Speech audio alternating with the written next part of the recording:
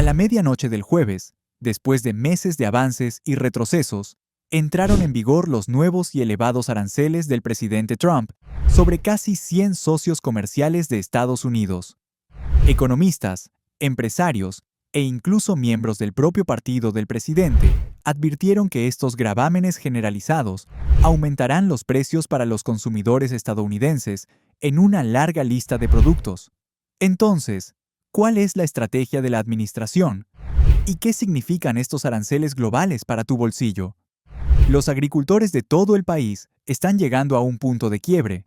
Durante años intentaron resistir, esperando que las disputas comerciales pasaran y que los mercados volvieran a abrirse. Pero ahora, el peso se ha vuelto demasiado grande. Los agricultores no solo están perdiendo dinero, están abandonando contratos, envíos y hasta la tierra misma que alguna vez les dio esperanza. Los compradores extranjeros que antes dependían de los cultivos estadounidenses se han retirado.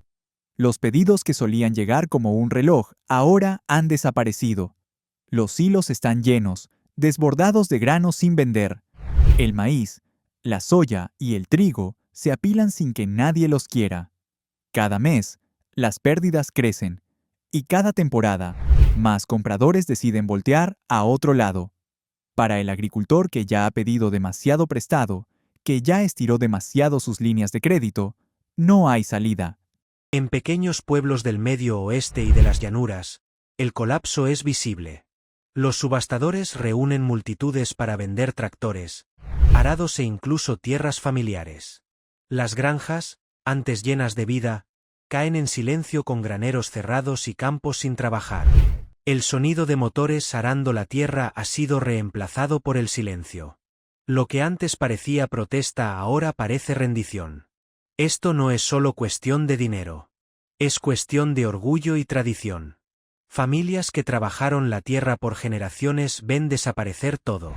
Para muchos, la granja no era solo un negocio. Era una forma de vida, un vínculo entre pasado y futuro. Los hijos que quizá hubieran tomado el relevo ahora no ven razón para quedarse. Padres que soñaban con heredar sus tierras se ven obligados a vender lo poco que queda para cubrir deudas. Los gerentes de bancos y prestamistas también están bajo presión. Saben que los préstamos no pueden pagarse cuando los cultivos no se venden. Algunos bancos se niegan a extender crédito, temiendo pérdidas aún mayores. Sin crédito, los agricultores no pueden comprar semilla, combustible ni fertilizante. Y sin eso, ni siquiera pueden plantar. Es un círculo de colapso que se alimenta a sí mismo. Los negocios locales también sienten el golpe. Ferreterías, comedores y gasolineras dependían de los ingresos del campo. Cuando la granja fracasa, estos negocios pierden a sus clientes.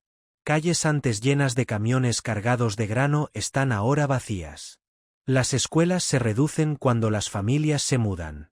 Las iglesias ven menos feligreses y menos donaciones. Las comunidades se sienten vacías, como si algo esencial se hubiera drenado de ellas. El peso de los aranceles, los acuerdos comerciales rotos y las deudas crecientes ha llegado a su etapa final. Los agricultores ya no luchan. Se están rindiendo. Los campos permanecen como un recordatorio de lo que alguna vez fue posible, pero ya no lo es.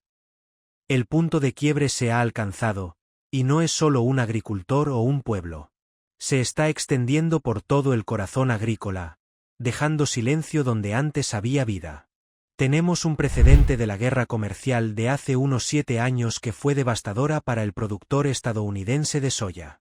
En ese periodo, perdimos casi $20.000 millones en comercio con China. El comercio representa el 50% de las hectáreas que se producen en Estados Unidos, y de eso, actualmente el 25% de nuestra soya va a China y el otro 25% se exporta a otros países. Las batallas arancelarias que comenzaron como una demostración de fuerza se han convertido en veneno para la agricultura estadounidense. Al principio muchos agricultores creyeron que las dificultades serían temporales. Se les dijo que la paciencia daría frutos, que los compradores regresarían una vez terminada la pelea. Pero el mundo no esperó. Los grandes mercados que antes dependían de la soya, el maíz, la carne de cerdo y los lácteos de EU. Buscaron nuevos proveedores. Y los encontraron. Y no están dando marcha atrás. China, que fue el mayor comprador de soya estadounidense, cambió hacia Brasil y Argentina cuando subieron los aranceles. Esos países expandieron rápido su producción, construyeron nuevos puertos y fortalecieron rutas marítimas. Lo que empezó como solución temporal se volvió permanente. Lo mismo pasó con México y la Unión Europea. Se volcaron hacia Canadá y Sudamérica para adquirir granos y carne. El comercio que tardó décadas en construirse se deshizo en apenas unas temporadas. La represalia llegó rápido. Los gobiernos extranjeros respondieron a los aranceles de EU con los suyos. La soya enfrentó penalizaciones pesadas. El cerdo y los lácteos fueron golpeados con costos adicionales. El maíz, ya bajo presión, cayó más. Los envíos que antes se medían en millones de toneladas se redujeron drásticamente. Los volúmenes de exportación bajaron año tras año, mientras los silos en EU reventaban de tanto grano almacenado. Los precios colapsaron. La soya cayó a niveles no vistos en más de una década. El maíz y el trigo siguieron el mismo patrón. Los productores de cerdo enfrentaron precios récord a la baja, obligados a sacrificar animales con pérdidas. Los productores lecheros, ya en crisis, vieron precios tan bajos que muchos terminaron tirando la leche porque venderla no cubría nada. Mientras los ingresos caían, los gastos no. El combustible subió. El fertilizante y el forraje se mantuvieron altos. La maquinaria, refacciones, semillas y pesticidas se encarecieron. La aritmética era cruel. Ganaban menos y gastaban más. Cada cosecha debía cubrir préstamos, gastos de vida y la siembra del año siguiente. En cambio, cada cosecha los hundía más en deuda. Las cifras lo muestran con claridad. Se han borrado miles de millones en valor de exportaciones. Decenas de millones de acres producen cultivos sin comprador. Los programas de ayuda del gobierno intentaron llenar el vacío, pero los pagos apenas cubrieron una fracción de las pérdidas. Para muchas familias, ese alivio fue como una curita en una herida que nunca dejó de sangrar. La cadena de causa y efecto fue brutal y simple. Subieron aranceles. Llegó la represalia. Los compradores se fueron. Los precios bajaron. Los costos se mantuvieron altos. Los agricultores se quebraron bajo la presión. Lo que empezó como estrategia comercial se convirtió en una trampa sin salida. El ciclo tóxico sigue girando, y cada vuelta empuja a la América rural más cerca del colapso.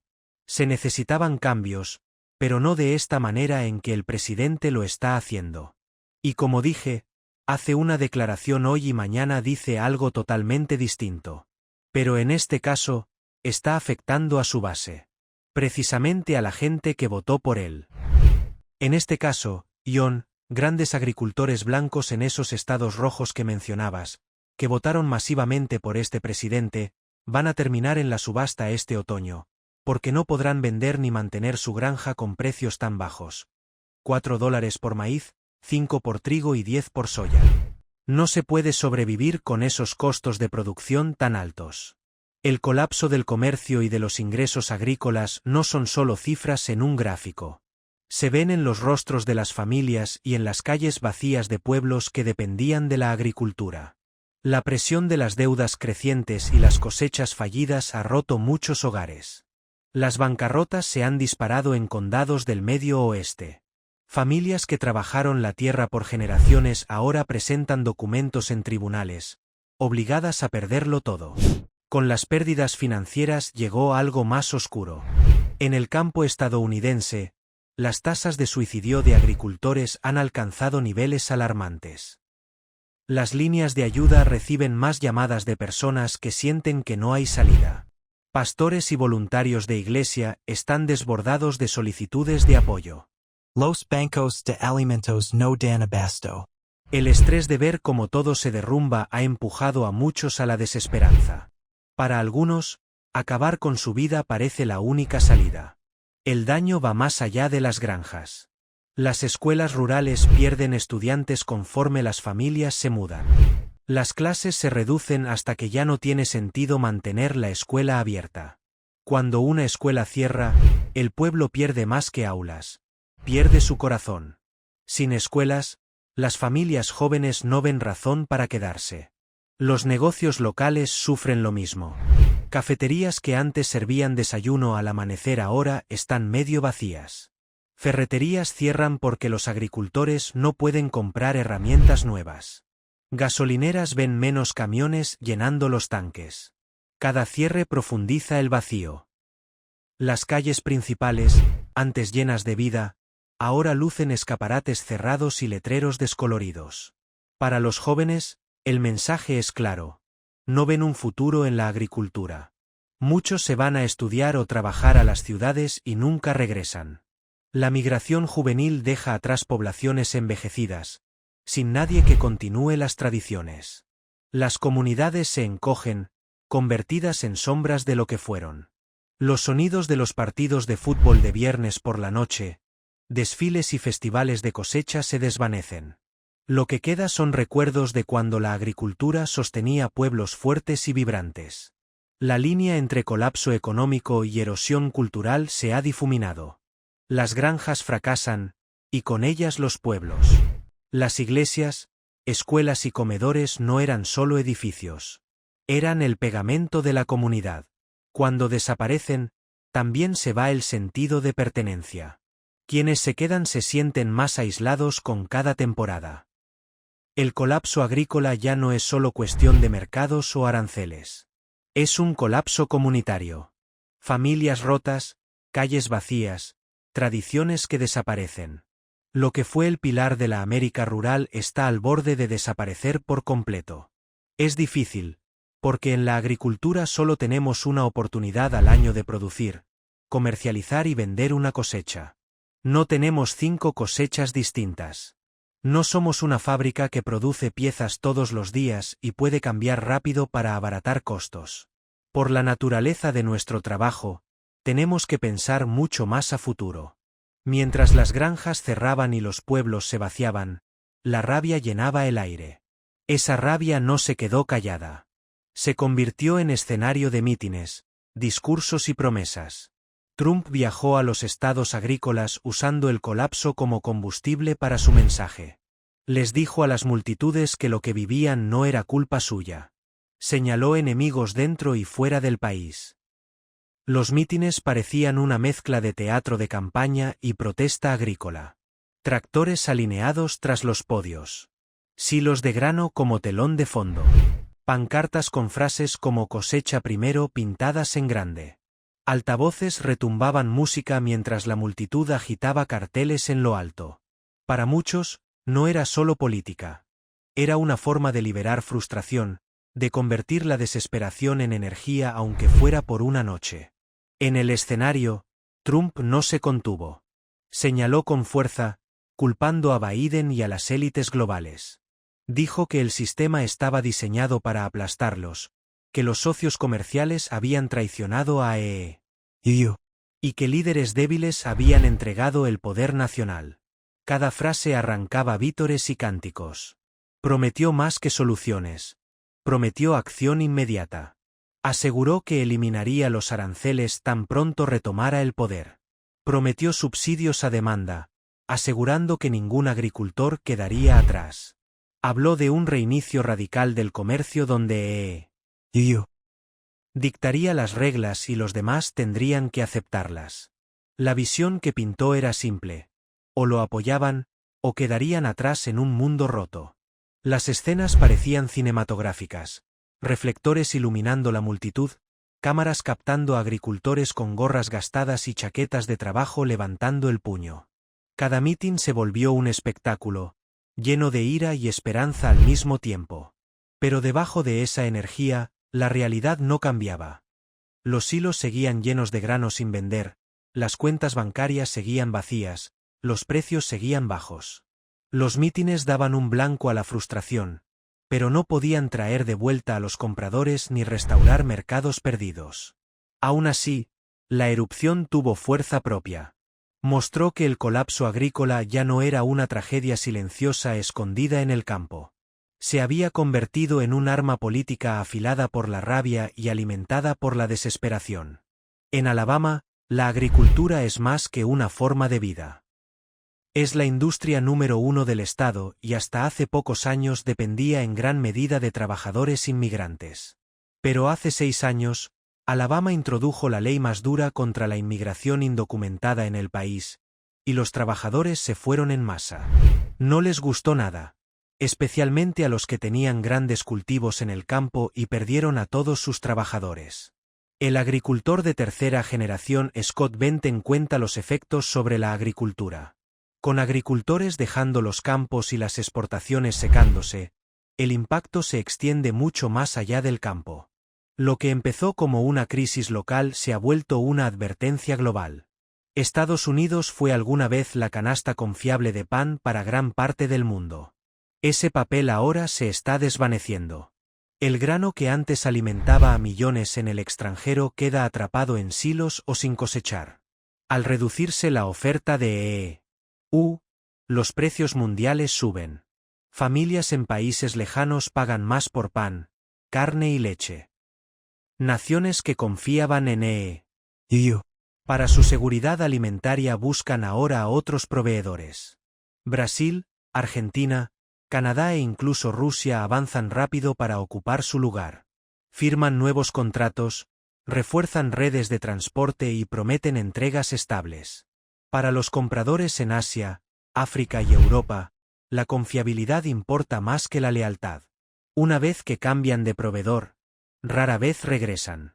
Este cambio no se trata solo de ventas perdidas. Se trata de influencia perdida. Los alimentos no son solo una mercancía, son una forma de poder.